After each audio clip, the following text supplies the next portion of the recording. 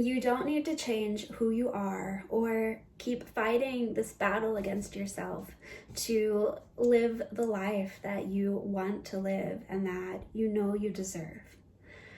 And what I mean when I say that you don't have to change who you are is that on a soul level, we each have incarnated here with specific gifts and abilities that no one else on this planet can offer, that no one else can live out and offer the world besides you. What you do need to change, though, are all of the things that you are not. We think of the awakening process often, I feel, as learning new things, as obtaining things, and they just kind of like stack up as we bring in like awareness and information and knowledge. But truly, how I see the awakening journey, I see it as not a gathering or a obtaining of information, but a letting go of, a release, a dissolving of who we are not. Because from the time we are children, we are brought into this world as a soul with our own unique voice, thoughts, beliefs, ideas about the world and who we are and who we want to be and what we want to do. But the further we go along in this life and on our path, the more things begin to cover up our light, cover up the truth of who we are. So it becomes a process of removing all that we are not so that we can come back to that which we are and what we have always been. So for me, it is a process of removing everything that has been placed upon me so that I can breathe again and feel the lightness and the beauty and the unique voice and song of who I am, of my own soul. So that is what I mean when I say that you don't need to change who you are to live the life of your dreams. Because who you are innately, that is where all of the keys lie in receiving your dream life. An example I can think of is I work in education. I recently entered the field after receiving my license in special education, and I began working in a school for grades 7 through 12 students, and I really, really loved it. But from the time I began working in the field, beginning with even substituting, I found it very challenging to be in environments with so many people, so many children, and so much noise and stimulation.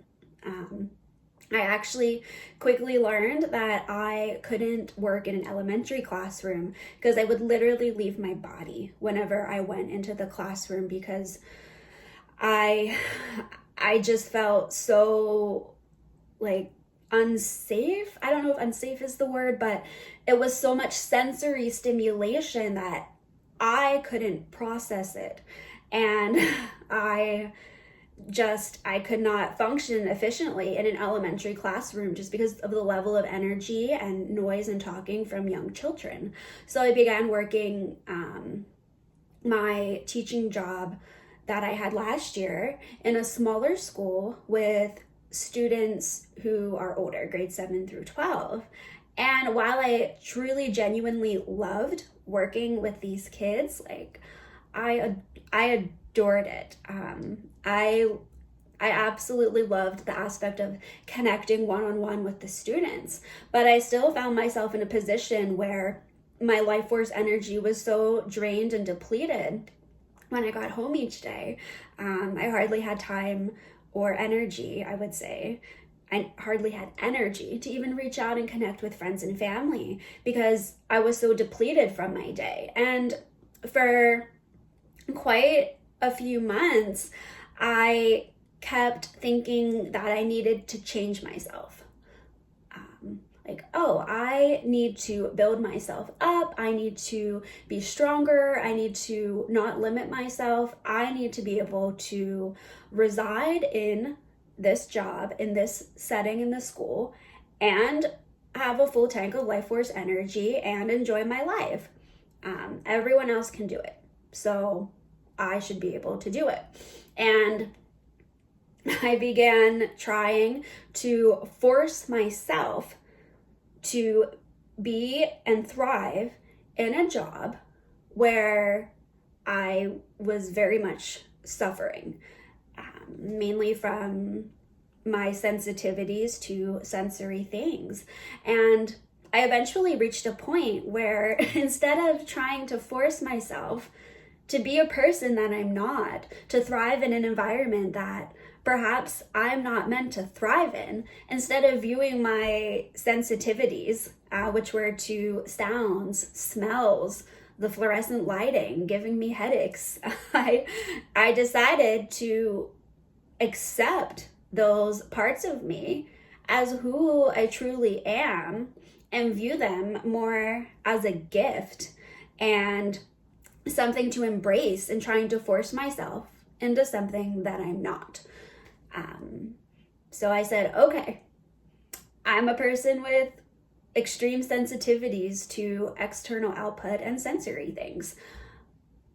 Maybe it would be better for me to work at home where I can control my lighting, I can control smells, I can control volume, and maybe that is where I'll thrive.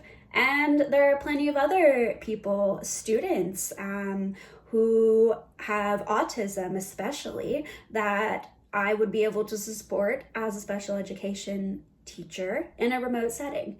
So this was something that I had to accept about myself. And as soon as I stopped pushing myself to change and just accepted who I am and that I could be who I am as I am and live the life I want to live, this new job fell into place.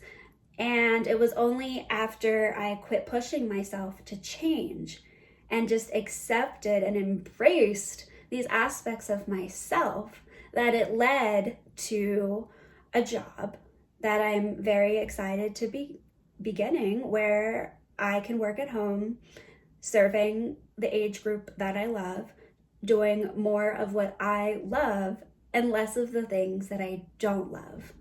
But that never would have happened had I kept trying to change myself and telling myself that I needed to be different to live the life that I wanted to have. So I really wanted to share that, and maybe you can take something from my story that I just shared and apply it to aspects of yourself and your own life that you are trying to change, perhaps things about yourself that you don't need to force yourself into being a certain way or acting a certain way, living a certain type of life, working a certain type of job. And if you're doing that, is it possible that those very things are actually your gifts, like your superpower, so to speak? Like, it's a superpower for me to be so sensitive and so connected to everything around me. It just means that I need to honor and embrace that and put myself in an environment where there are less external sensory things coming in, because that allows me to show up more strongly, more presently, more fully. So yeah, just take that into consideration. Think about if there's anything in your life that you are trying to change about yourself because you think that you need to be like everyone else, or you need to be a certain way to get a certain job or live a certain life.